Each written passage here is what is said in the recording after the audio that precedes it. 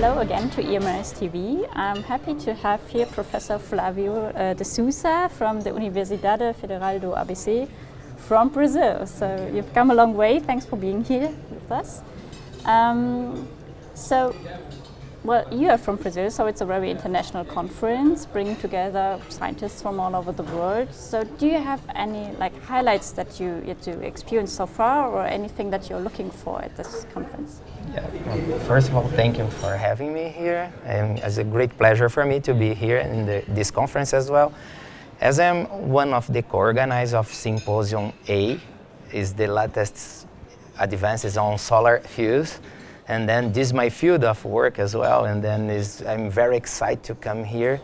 It's important to say that the expectation is very high to be here, because we've received during the submission process around 7-8 papers, and 32 invited speakers was confirmed in that time, and these contributions came from 24 countries, different countries, and then most of the specialists in the field was here to attend the symposium. Then the expectation is so high for everyone, including me.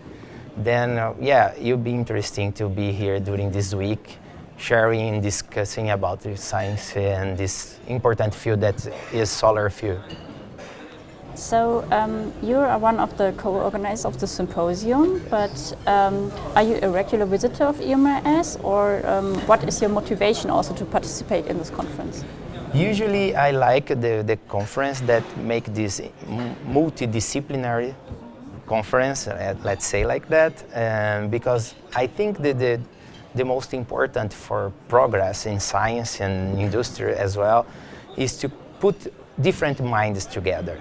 This make the progress be faster, and I think all the minds together can be more useful for the science and for the industry. And the EMRS and EMRS, EMRS always give to us this,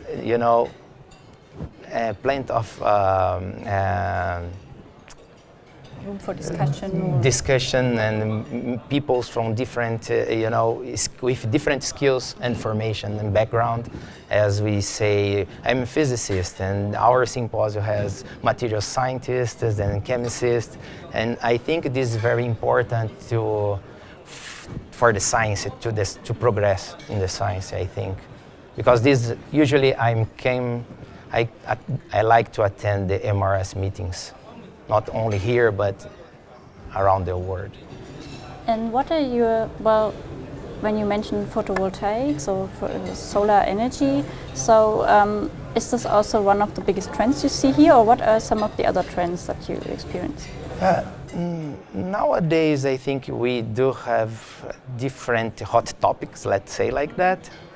But I think this solar fuels and the field that we are involved right now is very important, because we are not talking about the energy field, the energy supply, but also the environment, because the main target that we do have here is to find a way to produce energy in the most cheap way and cleanest way that is possible. And then this for me now, not only because I am in the field, but as a member of the society, this is important. This is the thing that I want, better place to live. And then I think find materials, devices, and technologies that can give to you a better place to live and clean. So can we dive a bit into what your symposium is doing in this field? So what are the discussions, what kind of materials are you looking into when you speak about solar energy, and what is your expertise you bring into this? Yeah, most of the speakers in our symposium is focused on hydrogen economy, hydrogen generation. And they are looking at very cheap materials and cheap method. But most important is we are, all of them, trying to produce the hydrogen in different ways that we have nowadays. Usually if you want to use hydrogen, is very clean. The system that you provide energy from hydrogen is very clean. However, if you want to produce hydrogen, it's the dirt way, let's say like this. Nowadays from fossil fuels, and you release a lot of CO2, but our symposium is focused on to prepare to produce hydrogen in the most clean way. I don't know if I say correctly, but this is the focus. This is the focus of our symposium. They try to just find materials that is abundant material, non-toxic materials, and because this is what we're looking at, and then to provide hydrogen from water and sun, and uses some abundant materials like iron oxide, hematite. And then I think this is the main target of the symposium and the main focus of all the speakers. Find a way, elegant way to split water in hydrogen, to generate hydrogen without release and contaminant. So can you explain the difference between how hydrogen is generated right now and your approach? So usually hydrogen can be generated by electrolyzers. Then you need the external supply for that. But the other way to produce hydrogen is from the waste, the biomass or something like this, which is good as well. But they release different components because they try to make some reactions with organic components, and then this can release CO2 and other components that can be a contaminant. And then the way that we are looking at is the water or seawater, and then just an electrode and materials that are able to absorb light, sunlight mainly, and then split the water into hydrogen and oxygen. It's not that bad to have oxygen as a side reaction. yes, okay. And I then see. this is the way. It's a very clever approach. Yeah, it's a clever thinking. If you want to have good society, a health society. And how far are you in applying this, or is it in what stage are you as your research? Yeah, this is the thing. Because this I'm saying in the beginning that I think the most important for us is to put all these people together, all these brilliant minds together, because we are very far from the efficiency that we need to make this material through to the technology, to really achieve the industry. Because we don't have any industry working on that, because we don't have any material that is feasible for this kind of application. Then for me is the most important is just to put all these people together, all the brilliant minds to discuss about this and how to overcome these problems, the low efficiency, and find new materials and new methods to make this real for the society, to convert all this knowledge in benefits to the society.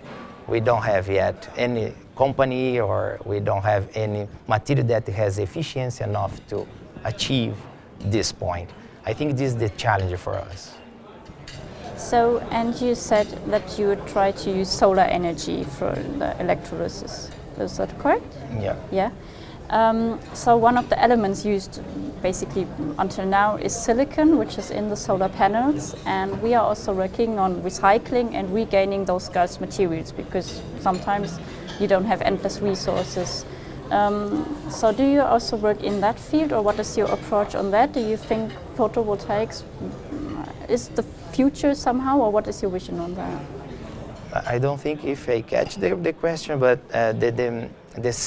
the idea of the solar fuse or photoelectrochemical cells devices, let's say like that, is a little bit different from the silicon panels, which means that the silicon panels or the solar cells that we have nowadays is to convert solar energy, solar photons to electricity. In this case, the idea is to store solar energy into hydrogen, and chemical molecule. Okay. This So you don't need the silicon? No, we don't need. Usually we are looking at cheapest material as possible, and also non-toxic materials. This is the idea, and abundant materials on Earth, like iron oxide, as I mentioned before, because this is the most important for us. We are also, taking care about the environment.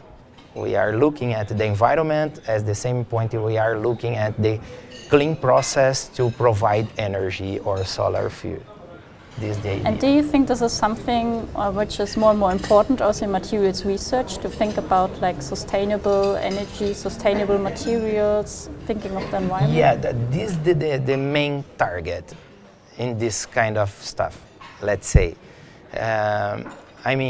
When I mentioned the electrolytes, the external bias, how they produce hydrogen, they use electricity, or they use other way around to produce the hydrogen or to produce the energy. The thing is, you just add these materials on this ocean and shine light that we already have from the sun, and then split water. The only thing we need to care about is how to store that and how to distribute that. This can be the expensive part and also the hardest part to manage. Wow. It's a very fascinating approach, and I look forward to see it in real life someday. Yeah. I hope soon. We also hope soon. Thank you very much for being here with us today. Thank you. Thank you.